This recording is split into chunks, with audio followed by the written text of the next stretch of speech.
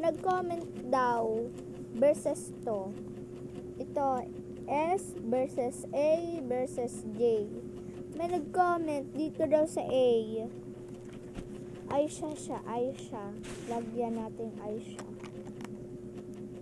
Aisha. Si letter A yung pangalan niya na una. Aisha.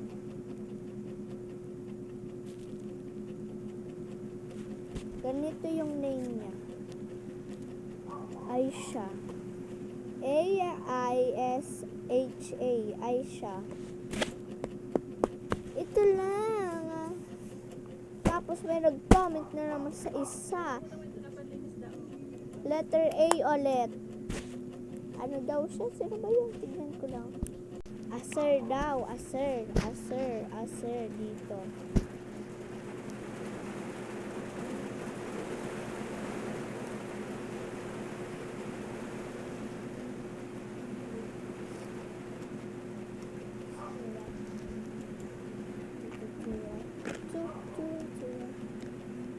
Ito daw, color. Oy.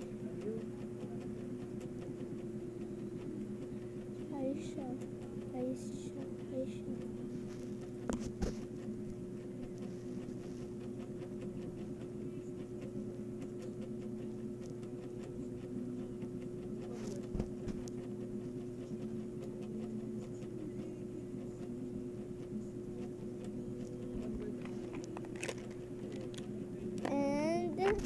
Wala na mag-comment. Comment na lang kayo sa comment section. Please, mag-comment kayo kung sino man yung pangalan nyo, kung anong nagbabato. Basta sa S, A, J lang. Magko-comment kayo dito sa comment section. Please, comment kayo. Isa lang na pangalan. Halimbawa, S, Shania. Ilagay ko dito. Okay? Libreng sticker. Okay?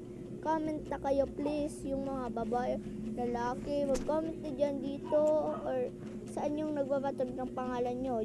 S, A, J, halimbawa, J ka, Aisha, Irene, Shania, ganyan yon, isa-isa lang. Okay, good. Comment kayo dito please, libre sticker. Bye bye, comment kayo.